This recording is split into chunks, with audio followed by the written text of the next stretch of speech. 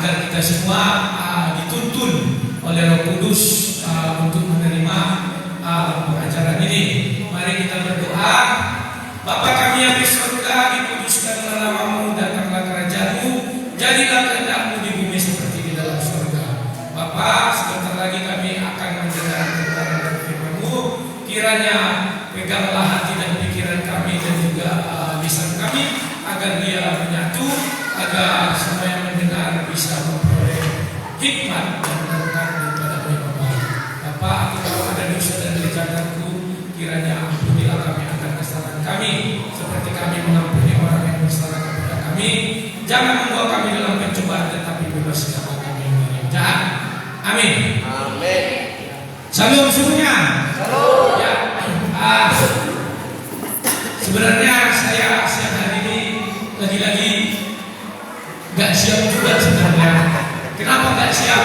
Karena dari hari Jumat, Sabtu, mungkin hari Senin saya mengurus abang saya ya, sama seperti si adik tadi. Hari Senin anaknya operasi ya. Abang saya hari Senin kemoterapi yang sering di proyek ini dulu. Kayak mana ceritanya? Ada benjolan di sini dia dan di sudah di laboratorium dan itu sejenis tumor. Tingkat keganasannya dibuat di sini sedang, berarti sudah menuju kanker ya. Jadi nanti bagaimana kita jalan dari ke orang itu mendoakannya ke rumah saya juga. Kita ambil hari ini kan, karena besok lagi kan, tidak ada lagi waktunya ya. Oke. Nah, pada hari ini saya akan memulai dari seperti biasa. Kalian yang mengajukan kepada saya pertanyaan, biar saya yang mencari jawabannya dari kitab suci. Tapi sebagai pengantar, kita buka dulu Kejadian 3, mulai ayat yang ke-7. 6. Ya, Kejadian 3 ayat ke-6. Pinjam hikmat dulu. Ya. Tes. Ya, siapa yang bisa membacakan? Sorry Pastor. Lebih kuatnya firman Tuhan. Kejadian 3 ayat 6. Perempuan itu melihat bahwa buah pohon itu baik untuk dimakan dan sedap kelihatannya, lagi pula pohon itu menarik hati karena memberi pengertian. Lalu ia mengambil dari buahnya dan dimakannya dan diberikannya juga kepada suaminya yang bersama-sama dengan dia, dan suaminya pun memakannya. Sampai 9 Pastor. 9. Maka terbukalah mata mereka berdua dan mereka tahu bahwa mereka telanjang. Lalu mereka menyamat daun pohon ara dan membuat cawan. Ketika mereka mendengar bunyi langkah Tuhan Allah yang berjalan-jalan di dalam taman itu pada waktu hari sujud, bersembunyilah manusia dan istrinya itu terhadap Tuhan Allah yang telah pohon-pohon dalam taman. Tetapi Tuhan Allah memanggil manusia itu dan berfirman kepadanya, di mana ya, nah, jadi kawan-kawan semua, kalau kita lihat di Kejadian 3 ini ada beberapa poin yang harus kita ambil. Pertama, bahwa iblis tidak pernah menggoda Adam. Pahami dulu itu. Banyak orang salah. Salahnya gini, sebenarnya bukan salah, keliru lah. Selalu mengatakan bahwa Adam itu digoda iblis. Iblis tidak pernah menggoda Adam. Nanti di buka itu perhatikan baik-baik. Tetapi iblis menggoda si Hawa, ya, si Hawa atau perempuan itu. Nah, dari situ kenapa iblis harus menggoda si Hawa bukan si Adam? Kan begitu. Nah, jawabnya begini. Kita lanjutkan ke bawahnya dia. Maka si Hawa melihat buah itu sangat bagus bentuknya. Jadi dari dulu sampai hari ini, maaf ya, wanita itu suka yang bagus-bagus. Tidaknya bagus bentuknya, tak peduli dia, penting bagus saja. Ya. Dan dilihatnya sangat menarik. Dari dulu sampai hari ini juga wanita suka yang bagus dan yang menarik. Maka dia mulai memetik dan mulai memakan. Ketika dia memakan, coba perhatikan apa yang terjadi. Apakah Tuhan datang? Tidak. Kenapa Tuhan tidak datang? Nah, ketika di Kejadian, langsung aja bacakan ya. Ketika di Kejadian 2 ayat 17 kan dikatakan seluruh pohon dalam taman ini bisa kau makan buahnya kecuali satu, yakni pohon pengetahuan yang baik dan yang jahat. Itu diucapkan Tuhan kepada si Adam. Apakah si Hawa sudah ada? Belum. Hawa belum ada. Jadi hukum itu hanya berlaku pada saat itu sama si Adam. Sama si Hawa belum berlaku karena dia belum ada. Paham ya? Nah, itulah sebabnya ketika iblis kan cerdik. Kejadian 3 dibilang apa ya saat itu kan? Dia adalah binatang paling cerdik dari segala yang ada. Kecerdikannya di mana? Dia tahu bahwa si Hawa ini tidak terikat pada hukum itu. Paham ya? Tidak terikat dia. Yang terikat pada hukum itu si Adam. Kalau dia menggoda si Adam, kalau dia menggoda si Adam, maka si Adam langsung didatangi Tuhan dan yang diusir si Adam tanpa si Hawa belum sempat memakan. Ya, karena si Adam ini yang terikat hukum itu. Maka kalau dia memakan, Tuhan langsung datang si Adam diusir, maka dia jadi jomblo di muka bumi ini. Ya, nah, si iblis paham digodanya pertama si Hawa, maka si Hawa jatuh, diambilnya pohon itu, dan kemudian apakah dia sudah sadar dia telanjang? Belum. Apakah Tuhan datang? Belum. Jadi masih ada rentang waktu antara si Hawa memakan dan mencicipi, kan dibilang buahnya enak. Artinya ada di situ dia ngecap. Bagaimana kita kalau menggigit saja tahu enak? Nggak ada cerita. Harus kita gigit dulu, kita kenyang, baru kita tahu kan. Jadi begitulah sering terkadang dalam kehidupan kita. Maaf ya, dari dulu wanita begitu. Dikecapnya dulu baru dia paham. Kalau laki-laki kan melihat biasanya dia tahu begitu baik. Kalau perempuan tak perasaan, itu bedanya ya. Perempuan ini harus kecap dulu lah baru paham gitu ya.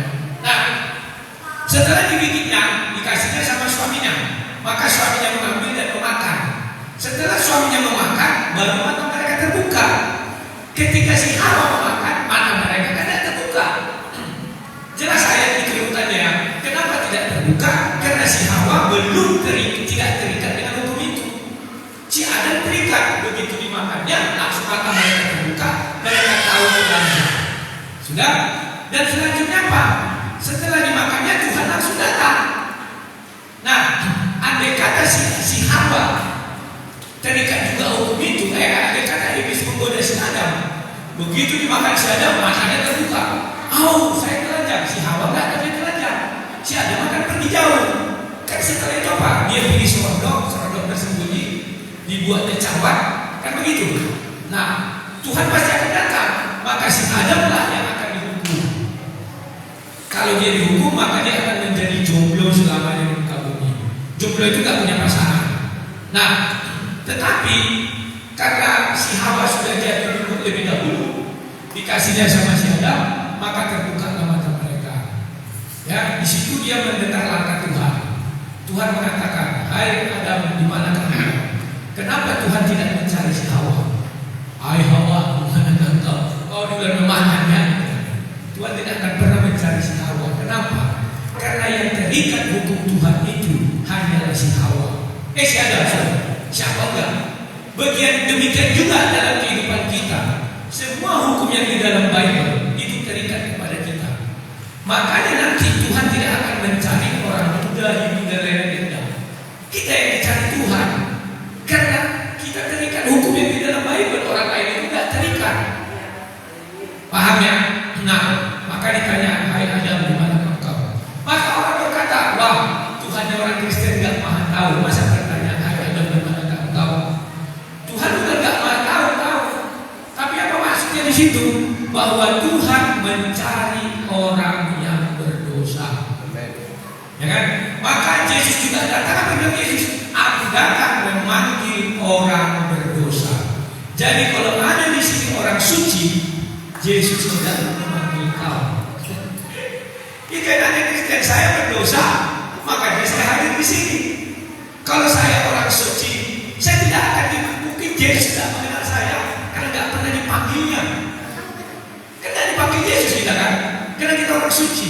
Adam, kalau dia tidak berdosa, pasti Tuhan tidak akan memanggilnya. Hai Adam, di mana engkau?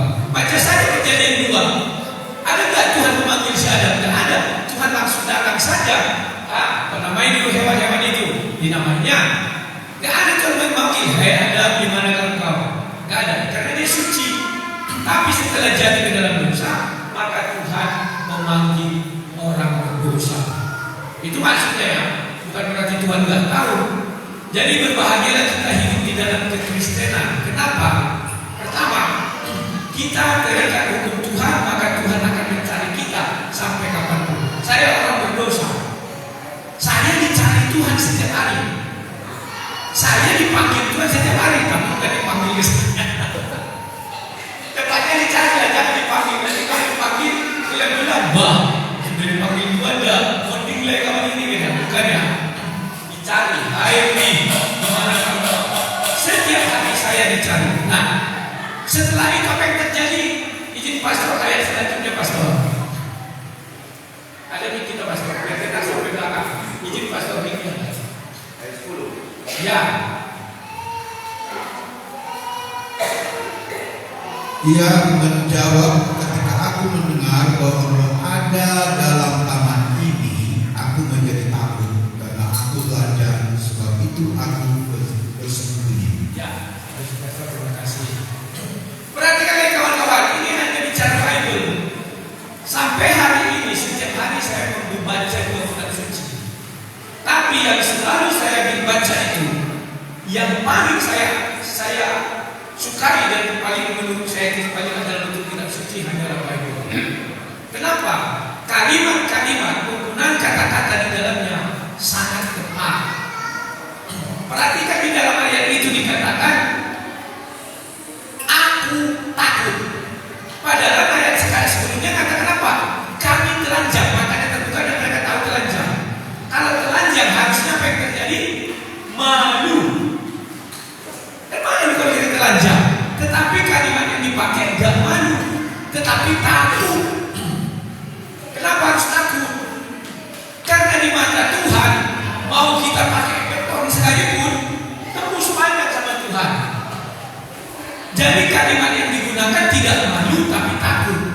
Mulai hari ini dan seterusnya berhenti mengatakan saya malu di hadapan Tuhan. Apa yang kita malu? Begitu kan itu tembus pandang semua. Mau kau sembunyikan dimanapun, mau kau tutup pakai beton 5 lapis, tetap dilihatnya. Jadi dia tidak malu lagi karena di hadapan Tuhan semua orang telanjang. Tidak ada yang tersembunyi, dosa-dosanya terbuka, semuanya terbuka. Jadi kalimat yang digunakan adalah takut. Ini yang takut. Jadi takutlah di hadapan Tuhan. Ya. Nah, ini sangat penting. Nah, jadi sekarang saya buka pertanyaan, tetap kita berhadiah.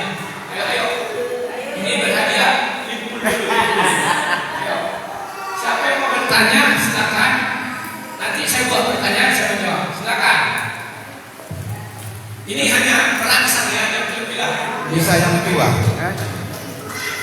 Silakan Pak. Puji Tuhan. Haleluya. Ya.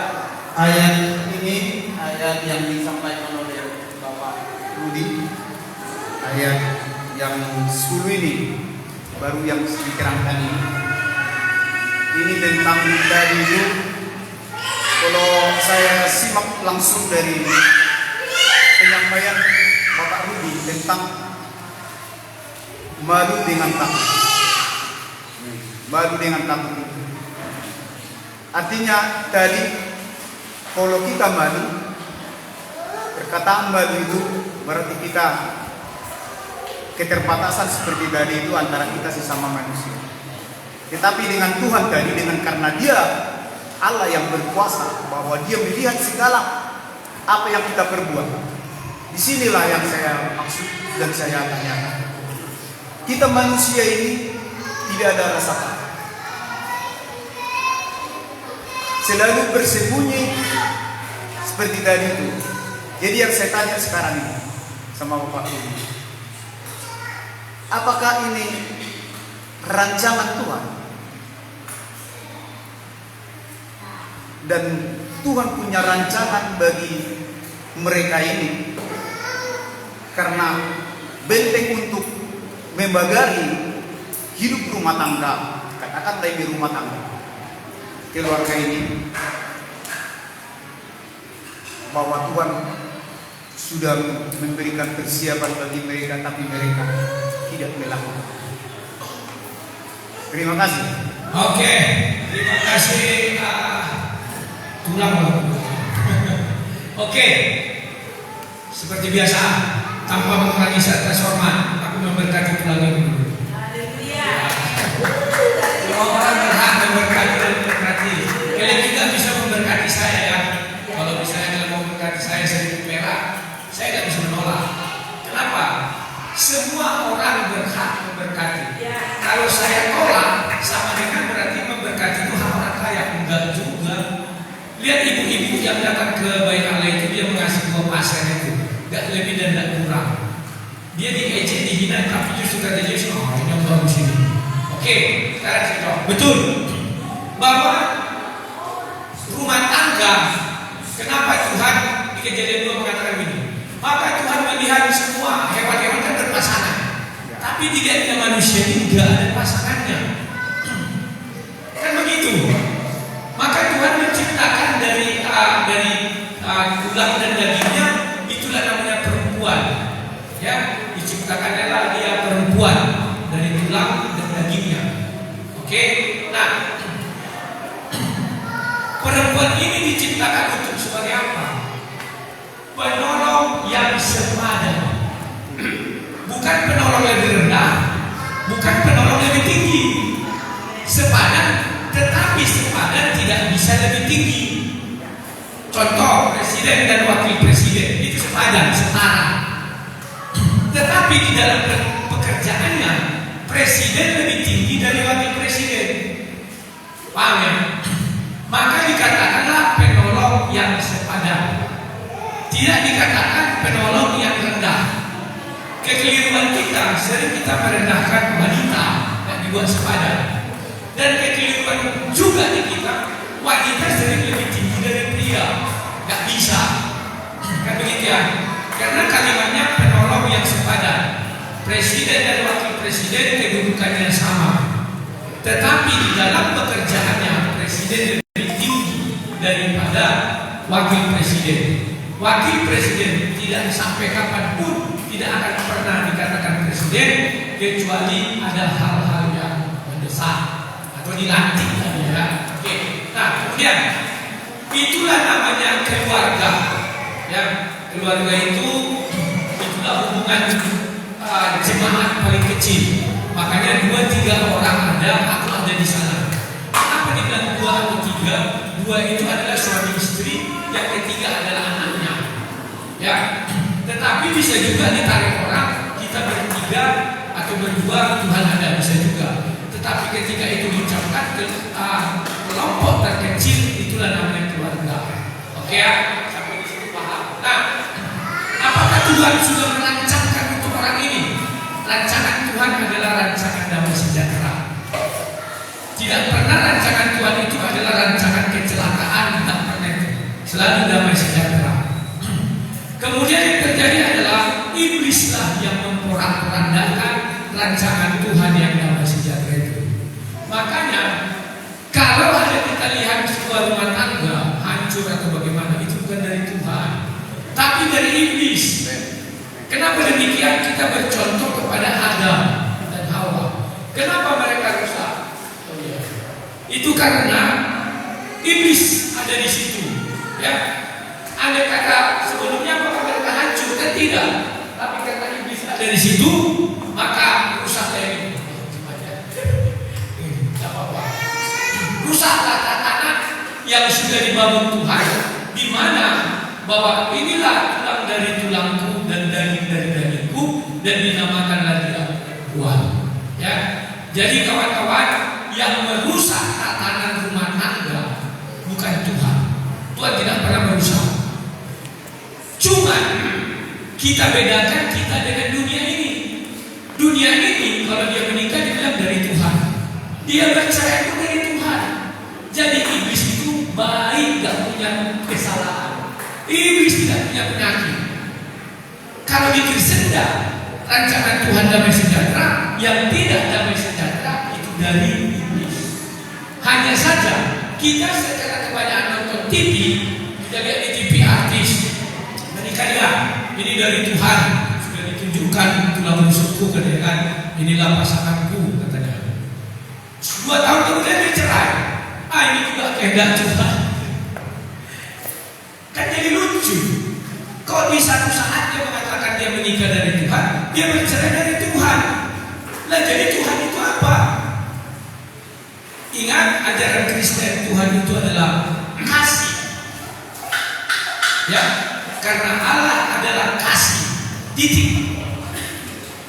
Di luar itu kecelakaan, penderitaan itu adalah iblis, bukan Tuhan. Kita bisa juga bilang, terima kasih. Ada lagi yang lain? Ayo.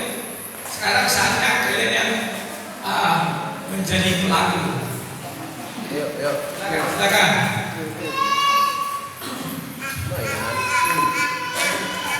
Pertanyaan kedua. Atau apa yang bertanya? Boleh. Ayo, siapa lagi? Ada yang mau bertanya? Ada, silakan Ibu. Di depan ada. Tertulis dalam Efesus yaitu ayat 1 sampai Berapa? Efesus 6 ayat 1 sampai 4. Ya.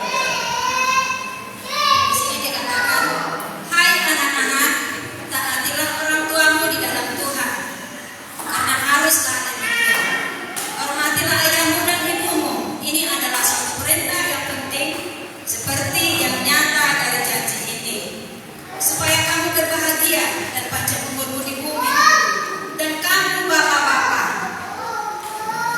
janganlah bangkitkan amarah di dalam hati anak-anakmu, tetapi didiklah mereka di dalam ajaran dan nasihat Tuhan. Yang saya tanyakan di sini, Bapak Rudi, di sini dikatakan, hai anak-anak, haruslah menghormati orang tua dan patuh. Kemudian anak-anak ini tadinya berontak sama orang tua. Dia melawan atau menghajar orang tuanya. Kemudian orang tua tersebut kembali marah, ya, menghajar dan mengeluarkan kata-kata kotor begitu dengan sumpah yang kalau dikatakan, kalau jangan bilang, kalau sumpah begitu itu akan selalu ada, tidak akan hilang begitu. Yang saya tanyakan di sini, Pak Pastor, apakah sumpah itu berlaku atau tidak bagi anak tersebut? Sebab kata-kata dari orang tua tersebut sangat menyakitkan dan menjadi batu sandungan dalam hidup anaknya. Oke. Tadi coba baca ayat pertama. Yang nomor 1.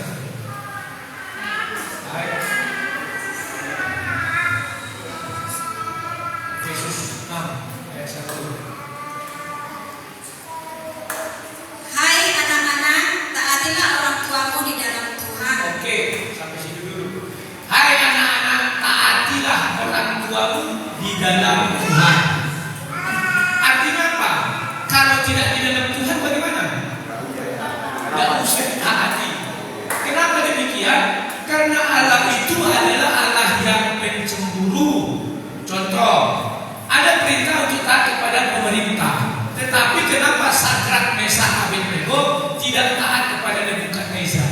Karena dia disuruh sujud kepada batu berhala.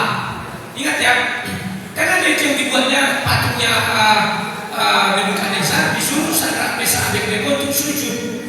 Ya, jadi kalimat itu jelas di dalam Tuhan.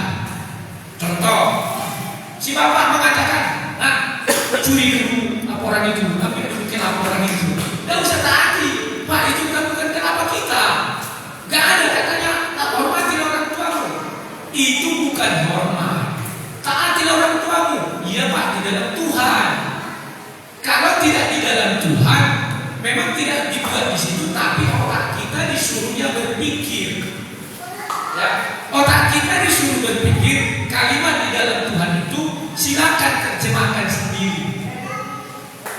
maksudnya ya. Jadi tidak bisa juga saya katakan, wow, kalau tidak di dalam Tuhan berarti bisa ini. Terserah kalian menerjemahkannya, karena tidak ada tersurat, tapi tersirat ya, tersurat tidak ada. Jadi bisa dua pilihan, kalian mau tunduk silakan, mau tidak tunduk tidak masalah. Ya, tentu orang lebih memilih, ngapain aku menurut ikut bapakku ini, nanti aku jadi pendosa. Kan jadi pendosa kita disuruh bapak kita kan. Kita pukuli lu tetangga kita ini, kurang ajar kali ya, diserang ramai. Kan masuk pidana ya. Nah, kemudian ternyata dibilang seperti ini kan hukum Taurat ya. Ikut pasal apapun dan tua rasmu. Pasal tua jalan kalimat ini hanya paling indah di dalam bahasa Batak. Seluruh bahasa tidak ada seindah bahasa Batak ini. Kenapa indah? Karena dikasih kalimat di depan ikon, harus. Ikon itu sedikit memaksa. Ya, memaksa dalam artian mengintimidasi. Sesuatu yang memaksa kan mengintimidasi. Ikon harus. Kalau di bahasa Indonesia kan, hormatilah ayah ibumu, hanya tidak hormatilah. Tapi kalau Batak dikasih penekanan di depan harus ikon, nggak boleh tidak. Makanya kalau orang Batak sudah bilang ikon, ditembak kepalanya pun beda dan mau komentarin kata-katanya. Ikon solong katanya, mau tempel senjata, tembak tor, selalu dia biar ada mati penting ikon. Ya, itu orang Batak karena sudah ada kalimat ikon. Ya. Jadi anak-anak harus hormat kepada orang tuanya. Cara menghormat ini banyak. Ya, pertama, ini dia jam berapa ini, Bu? Jam 11. Oh, masih jam 11 selama. Pertama, kalimat yang diucapkan orang tuanya di dalam Tuhan, kalimatnya tak bisa dilepas ya. Ada kalimat di dalam Tuhan. Kalau di dalam Tuhan, ikutlah orang tuamu, hormat, tunduk dan taat. Paham ya? Kalau orang tua kita menganjurkan kita berbuat dosa, sebaiknya hindari daripada kita melawan dia. Kita berpikir entah apa ya, daripada kita menerjemahkan Tuhan. Kita mengatakan di dalam Tuhan, Bapak tidak di dalam Tuhan, Bapak yang pamate. Ada gimana? Ini bapaknya, karena bapaknya mengkuli mamanya kan, anaknya ada besar, kembali mama, kembali bapaknya. Loh, kan bisa, kan tidak bapak mengkuli mama, kan perintah Tuhan ada seperti itu. Aku yang mentaati dia di dalam Tuhan. Nah, ini juga nggak bisa juga ya. Jadi kutuk lagi. Memang betul ada kalimat yang kita mengatakan apa yang kamu ucapkan di dalam bumi terikat di surga. Tapi jangan itu diucapkan menjadi buta. Saya ucapkan saya dari kecil, cita-cita saya jadi presiden. Sudah 50 tahun dan jadi saya presiden. Kenapa? Jadi untuk itu kita berhikmat. Jadi ketika anak-anak kecil apa cita-cita dia mau jadi presiden, nanti terikat ini di surga, pasti jadi presiden. Bagaimana kita mau jadi presiden? Misalnya ya, kita dari golongan yang paling kecil, karena untuk jadi presiden harus suara terbanyak. Nah, itu misalnya. Jadi kutuk sebaiknya dihindari. Kenapa dihindari? Yang berhak untuk itu adalah Tuhan dan para nabi. Kecuali kita Tuhan, kutukilah semua orang. Kecuali kita nabi, tapi memang benar. Ketika kita jengkel, kita akan mengutuki. Kau begini berbodoh. Ini namanya amarah. Itulah sifat namanya kemanusiaan, memiliki dasar amarah. Maka orang bijak katakan apa? Jangan mengambil keputusan di saat sedang marah. Nah, ini dia kawan. Makanya saya juga sulit juga menasihat orang berumah tangga, karena saya juga punya emosi. Tetapi setidaknya saya tidak pernah memukuli istri saya, barangkali menjadi mencewer tidak pernah. Ya, kalau istri saya sudah marah, memang kumpulkan saya marah, tapi dia aja. Wah, kebetulan mau kuliah di kuliah mungkin bukan baru. Bilang dia kan, bilang nanti kalau dia bisa aja, mana peduli, kan begitu lagi kan. Yang penting kita ajak bicara, wah cari $4. Ya, kita juga manusia biasa. Makanya aku paling berat kalau mengajari orang tentang apa? Tentang rumah tangga lah, inilah ya. Karena itu sifatnya dinamis. Kita buat pun firman Tuhan, kondisinya pada saat itu 5 menit pertama dia tahan, 10 menit dia kayak di TV dia, maafin yang cerita ya. Suami istrinya lagi rohani kawan. Tahu kan di Medan itu? Bahkan suami lagi kan ngeri. Kalau kita yang melihat, wah bajingan kali suaminya gini-gini. Tapi kalau kita lihat nanti pembelaan suaminya lain lagi. Selama ini aku tertindas di bawah juga, pasti lagi mau kebentak ya. Jadi serba salah. Makanya 5 menit kemarahan itu datang, langsung hindari. Jangan terus-terus dibuat. Wah, Pak Galih ini sekalian menasihati istrinya. Karena kalau di rumah gak bisa dinasihatinya.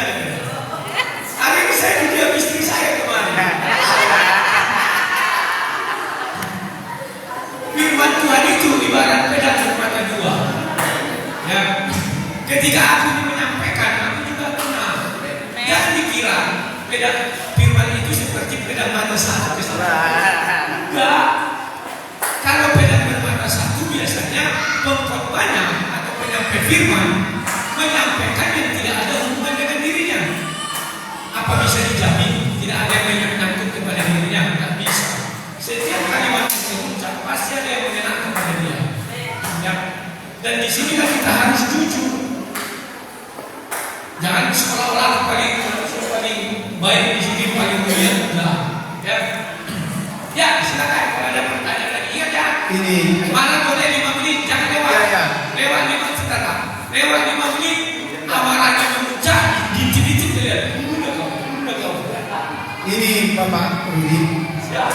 Kebetulan ini tentang perempuan.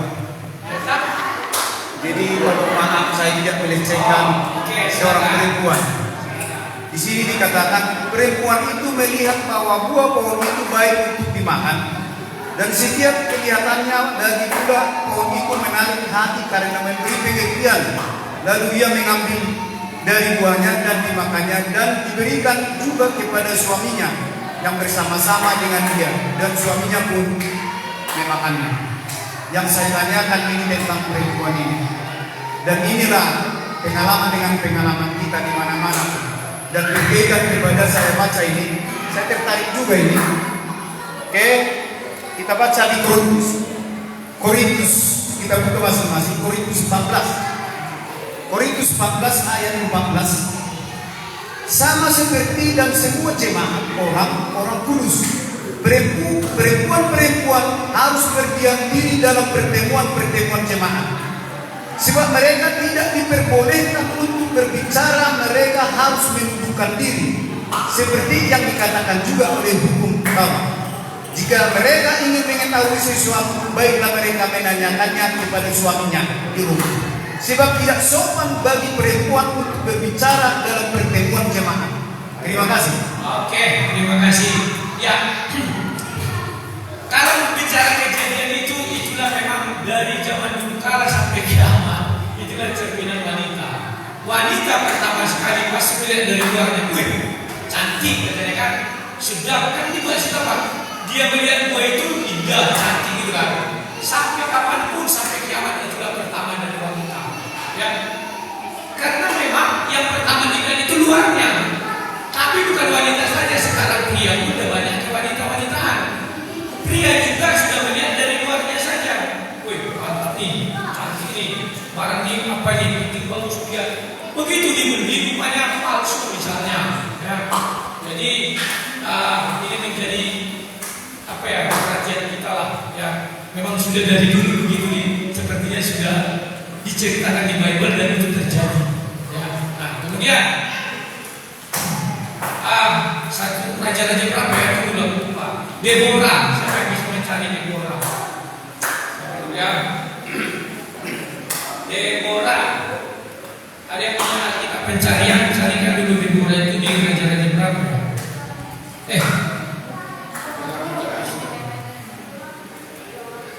Hakim-hakim apa? Oh ya, hakim-hakim. Ya, hakim-hakim apa? Sorry. Betul, hakim-hakim. Nah, yang dibilang Bapak ini tadi benar. Kalau di dalam jemaat, perempuan hendaklah berdiam diri. Berdiam diri itu artinya bukan jadi diam-diam saja, enggak, tapi tetap mendengar dan tetap berpikir, kan begitu di dalam jemaat. Contohnya kita sekarang ini kan jemaat. Nah, apakah perempuan bisa berkhotbah di sini? Bisa. Tetapi kalau dibaca Deborah tadi Pak, hakim-hakim 4, di situ nanti baca di rumah lah ya. Di situ dijelaskan begini. Datanglah siapa nama lupa tuh yang siapa Pak? Saprizon.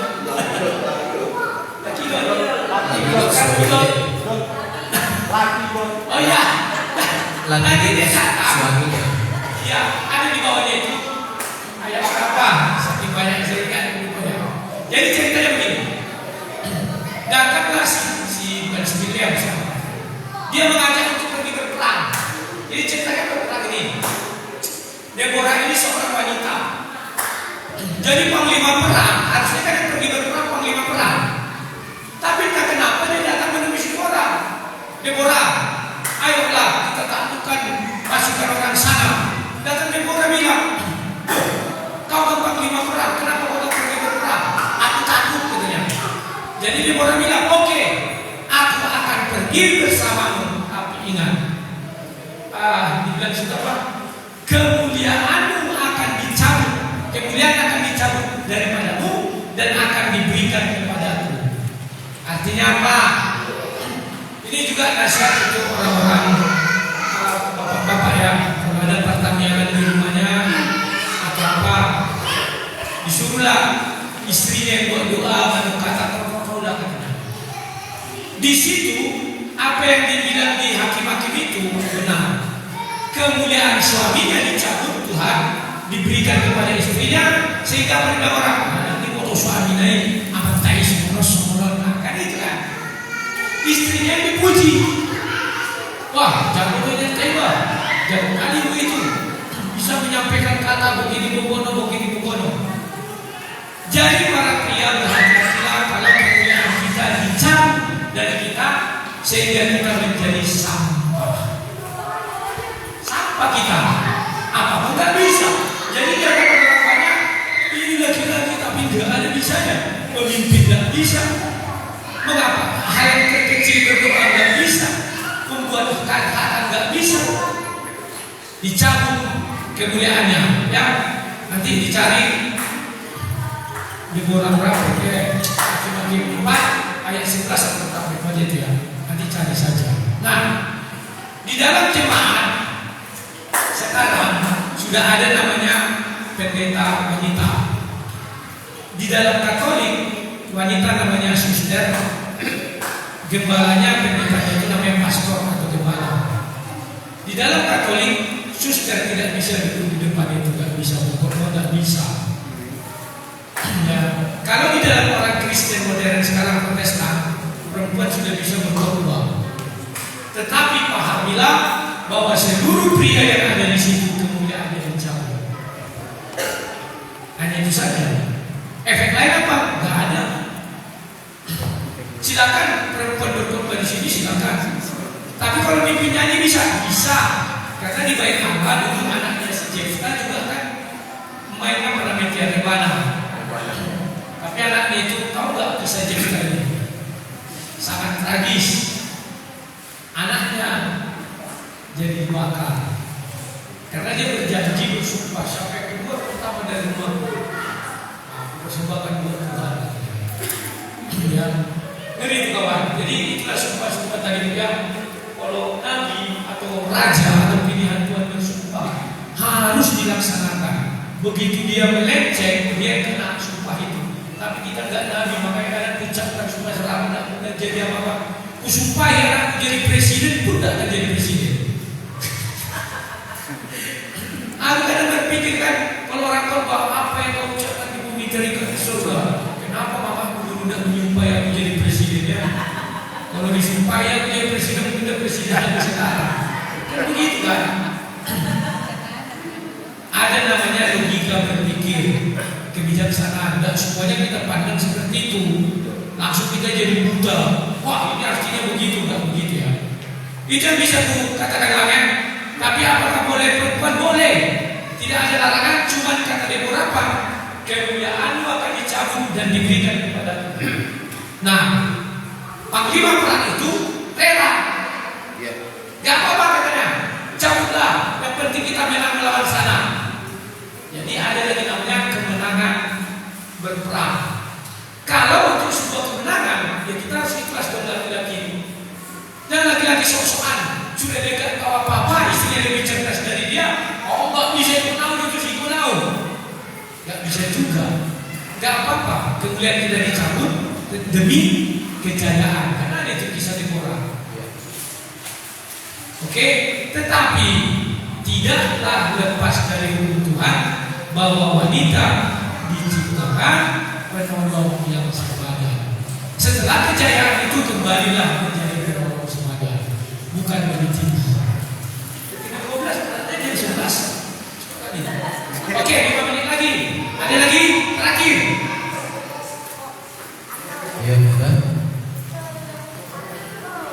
Ada lagi? Kalau tidak ada, maka Sebelum ada, saya tambahkan sedikit silakan Pak. untuk yang tadi sama Efesus, anak-anak memperhati orang tua menghubungi anak dan segala macamnya.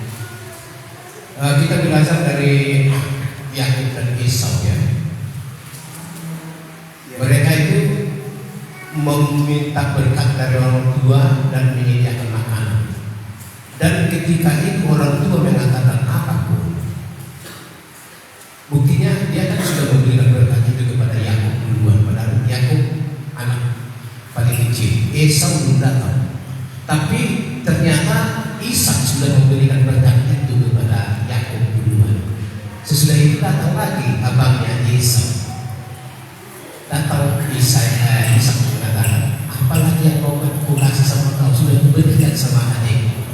Nah, hal-hal seperti itu berlaku, itu diizinkan Tuhan. Apa yang dikatakan orang tua kepada anak-anaknya pada saat seperti itu diizinkan Tuhan.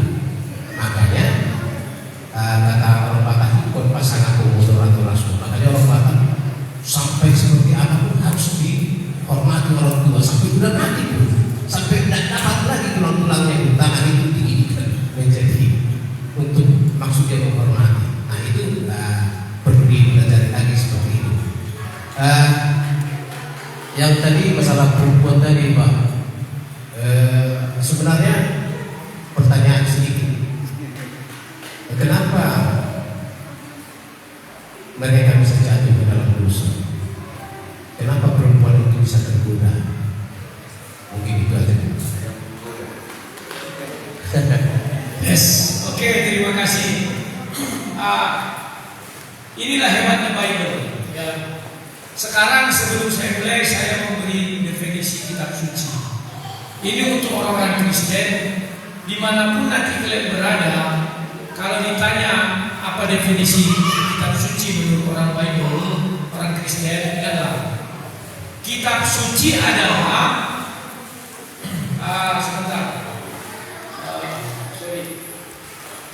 kitab suci adalah firman Tuhan yang kitab suci ditulis oleh para nabi dan para rasul. Ingat ya, kitab suci itu kenapa dikatakan kitab suci? Karena ditulis oleh para nabi dan para rasul dengan isi firman Tuhan dan kisah manusia yang berikutnya. Itu dulu paham. Di dalam kekristenan, kalau Musa berbicara, yang menulis Karpidon itu tidak dikatakan kitab suci. Kenapa? Si Karpidon ini bukan nabi, dan dia ini seorang pendosa. Suci artinya bebas dari dosa. Itulah sebabnya kalau kita lihat Bible, nama ayat-ayat di sana kan nama-nama nabi, kecuali 5 kitab Musa. Ya, Yesaya, Yeremia, Daniel, segala macam. Sampai nanti kepada zaman para rasul. Kata sendiri. Ya, maka di sana ada Matius, Markus, Lukas, Yohanes dan lain sebagainya. Ya, jadi itu namanya kitab suci. Dan isinya kalau diteliti pasti mengandung kata-kata yang sangat spesifik dan urutan peristiwa yang tidak bisa dibolak-balik. Kan begitu Pak ya. Nah, maka tadi beliau berkata, mengapa yang digoda si Hawa itu Pak ya? Karena si Hawa kan sudah saya jelaskan tidak terikat dengan hukum Tuhan itu. Coba dibaca nanti Kejadian 2 ayat 17 sampai 19. Di situ si Hawa belum ada. Hukum itu diucapkan hanya kepada si Adam. Pada hari engkau memakannya, engkau akan mati. Ada nggak orang lain selain dia? Nggak ada. Iblis pun, malaikat pun, kalau memakan buah itu tidak akan mati. Karena itu hanya pada si Adam. Pada hari engkau memakannya, engkau akan mati. Nah, sekarang pertanyaan kalian, loh, si Hawa kan mati. Coba kita buka Kejadian 3 ayat 15. Nah, ini kalau bicara firman Tuhan itu sampai pagi saya sambung. Dulu waktu kami di SCA ya, dari jam 8 sampai jam 1 subuh di Kulim saya mengajar, bertanya jawab, nggak apa-apa, jadi cepat ya, untuk mempercepat kalian memahami apa. Tapi khotbah diperlukan iya untuk apa? Untuk kehidupan. Jadi harus berimbang. Makanya saya suka di GKN kita sekarang ya, semua bisa jadi pelayan. Tidak ada harus ini, banyak kali harusnya. Saya melihat ibu ini, adik ini pun sudah jadi penyanyi, apa kan? Luar biasa saya bilang. Jadi kita kalau misalnya nggak ada satu, nggak tunggu-tunggu. Sudah ada contoh khotbah, misalnya saya nggak bisa hadir, nggak ada beliau bertiga. Jadi tidak lagi kita seperti itu yang enak di sini. Tinggal bermusik, belum ada generasi. Mudah-mudahan minggu depan mungkin saya sudah mengundang anak muda, namanya Berlian Chandra, dulu dia di GBI. Rencananya ada mau gabung sama kita ya. Dia pandai main musik dan segala macamnya lah. Sini biar ada kita double. Jadi kalau satu nggak hadir ada. Oke, tolong dibaca Kejadian 3 ayat 15. Aku akan mengadakan permusuhan antara kau dan kedua ini, antara keturunan dan keturunannya, keturunannya akan meremukkan kepalamu dan kau akan meremukkan kulitnya. Ya, inilah bukti bahwa si Hawa tidak terikat kepada Kejadian 2 ayat 19. Coba dibaca Pak. Sebelum Kejadian 2 ayat 19. Kejadian 2 ayat 19. 17 apa? Dari 17 ke 19 saya baca. Ya. Demikian firman Tuhan. Tetapi pohon pengetahuan tentang yang baik dan yang jahat itu janganlah kau makan buahnya, sebab pada hari engkau memakannya pastilah engkau mati. Ayat 18. Tuhan Allah berfirman, tidak baik kalau manusia itu seorang diri saja. Aku akan menjadikan penolong baginya yang sepadan dengan dia. Ayat 19. Lalu Tuhan Allah membentuk dari tanah segala binatang hutan dan segala burung di udara.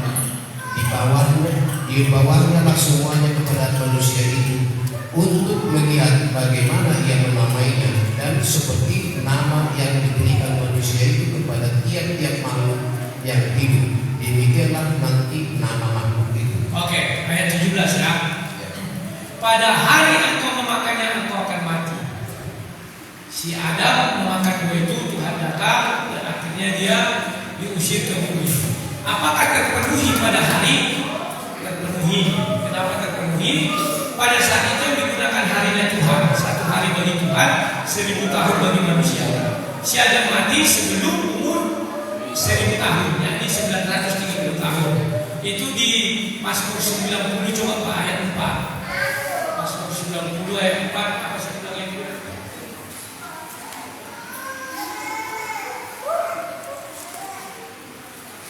Mazmur 90 ayat 4. Sebab di matamu seribu tahun sama seperti hari kemarin, apabila berlalu, atau seperti suatu giliran jaga di waktu malam. Ya, begitu ya. Jadi pasti akan penuh ya bahwa si Adam mati belum sampai 1 hari Tuhan, dan nanti di kitab Wahyu dikatakan masa pemerintahan 1000 tahun juga nggak sampai 1 hari, nggak boleh lewat 1 hari.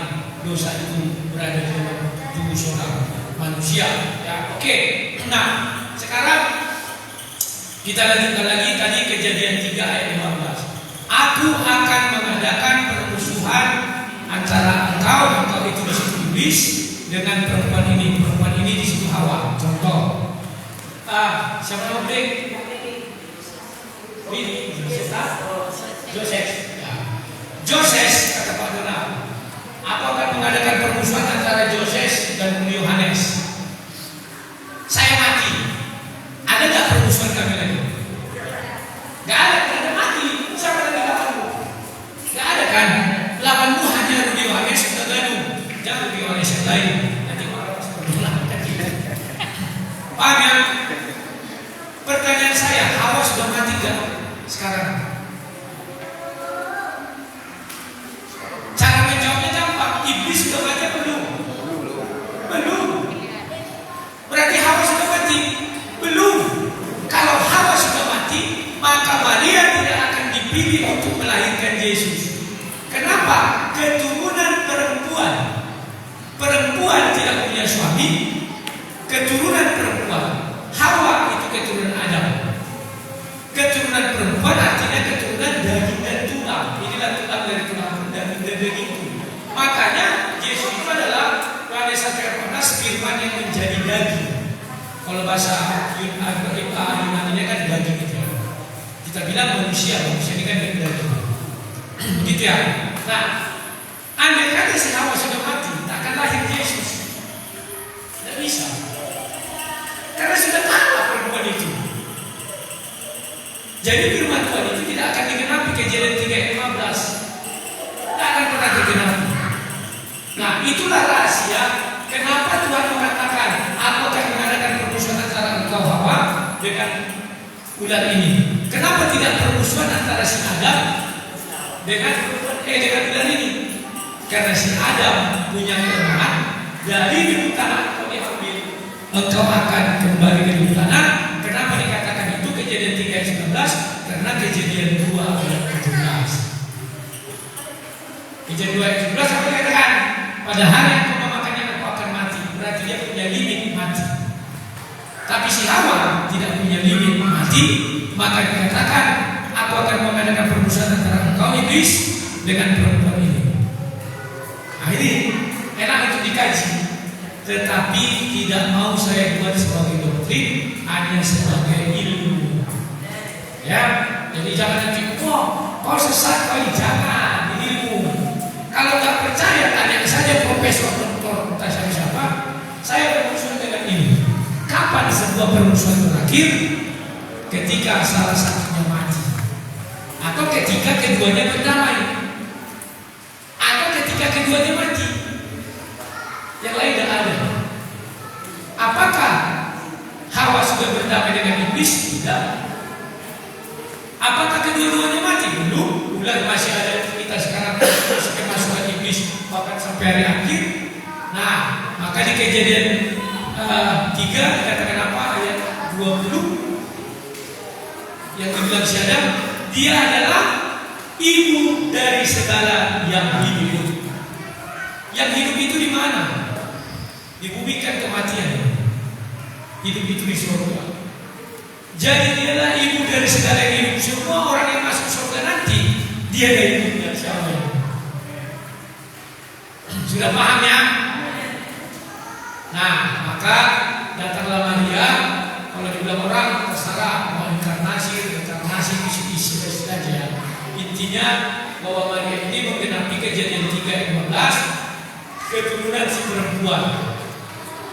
Makanya Yesus tidak ada kaitannya dengan laki-laki. Kalau ada, maka dikatakan keturunan si Adam. Kita keturunan si Adam, kenapa? Karena berhubungan laki-laki dan perempuan. Itulah keturunan si Adam. Kalau keturunan wanita, itu hanya satu-satunya, the one and only Yesus Kristus. Nah ini lagi, mau dicari kemana-mana pun tidak ada. Oke? Ada lagi? Kalau nggak ada, kita cukupkan sekiannya. Pastor, izin pastor, jam berapa nanti kita bisa diskusikan ya? Mau kita doakan anak itu sama apa ya? Ya, sekian dan terima kasih. Salam semuanya. Tuhan Yesus berkati, sehat selalu. Amin. Amin.